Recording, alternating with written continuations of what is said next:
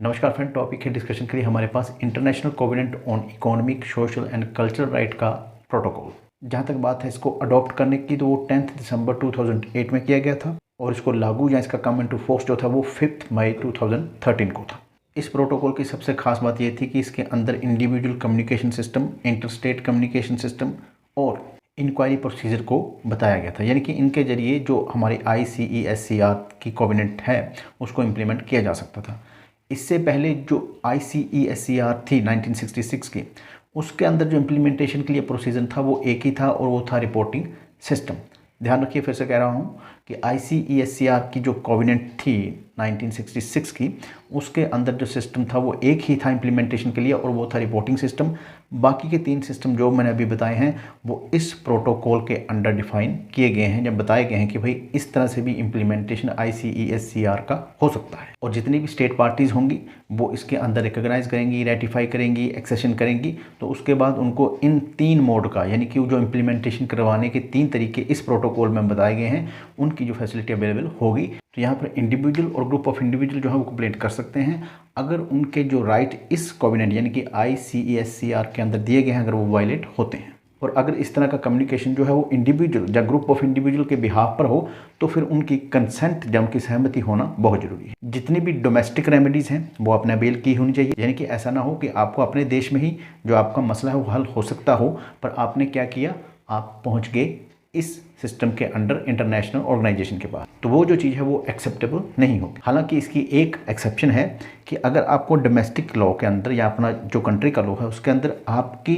किसी सुनवाई को अनरीजनेबली डिले किया जा रहा है, उसमें देरी की जा रही है, तो फिर आप अप्रोच कर सकते हैं। जहाँ तक बात करें कमेटी की, जो कि एंटरटेन करेगी किसी भी इस तरह के कम्युनिकेशन या कंप्लेंट को, तो उसके पास कुछ राइट हैं कि जब भी कोई कम्युनिकेशन या कंप्लेंट उसके पास आती है तो वो उसको इनएडमिसिबल कर सकती है, यानी कि वो उसको एडमिट करने से इनकार कर सकती है। और इसमें पहला ग्राउंड जो है कि भाई आपने जो भी कंप्लेंट या कम्युनिकेशन फाइल किया वो 1 साल के बाद किया। जैसे मान लीजिए आज आपकी डोमेस्टिक रेमेडी खत्म होगी, तो आज से लेकर नेक्स्ट 1 साल तक अगर आपने अप्लाई नहीं किया है या उसके बाद अप्लाई करते हैं तो फिर आपको जनरली जो होगा वो जो आपकी कंप्लेंट या कम्युनिकेशन होगा उसको एंटरटेन नहीं किया जाएगा। अब यहाँ पर भी एक एक्सेप्शन है कि भाई अगर जो कमेटी है उसको लगे कि भाई इसने 1 साल के बाद अगर किया है डोमेस्टिक रेमेडी को एग्जॉस्ट करने के, तो इसके पास कोई वैलिड रीज़न है, यानी कि ये उससे पहले यानी कि विद इन 1 ईयर वो कर ही नहीं पा सकता था, इसलिए हम इसको एडमिट कर सकते हैं। तो उस सिचुएशन में उसको एडमिट किया जा सकता है। एक और सिचुएशन है जहां पर ये कम्युनिकेशन या कंप्लेंट है वो इनएडमिसिबल होगी। ऐसी सिचुएशन में क्या होगा कि जो सब्जेक्ट मैटर अराइज हुआ है वो इस कोवेनेंट के आने से पहले ही अराइज हो चुका है, यानी कि इसके कम इनटू फोर्स से ही पहले अराइज हो चुका है। नेक्स्ट है इसी में कि आपका मैटर जो है ऑलरेडी कोई इंटरनेशनल ऑर्गेनाइजेशन के अंडर उसकी इन्वेस्टिगेशन, इंक्वायरी या उसको सबमिट किया गया है, तब भी फिर कमेटी जो है उसको एंटरटेन नहीं कर सकती। नेक्स्ट है कि अगर जो कोवेनेंट है यानी कि जो ICESCR है, अगर उसकी जो प्रोविज़न है उसके साथ आपकी कंप्लेंट कंपैटिबल नहीं है, तब भी इसको एंटरटेन नहीं किया जाएगा। आगे है कि आपका जो कम्युनिकेशन या कंप्लेंट है वो ही सब्सटेंशिएट नहीं है, यानी कि उसके अंदर कोई ऐसा ग्राउंड ही नहीं है जिस पर कि कमेटी को लगता हो कि हम कोई एक्शन ले सकें।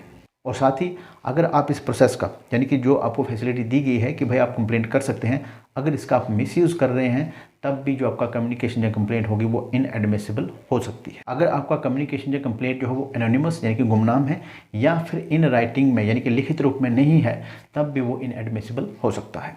नेक्स्ट है दोस्तों कि जो कमेटी है उसको लगता है कि भाई जो विक्टिम है अगर उनकी जान को खतरा है या उनकी सुरक्षा को लेकर कोई चिंता है, तो वो जो स्टेट है उसको कह सकती है कि भाई पहले आप इनकी सिक्योरिटी का अरेंजमेंट करें।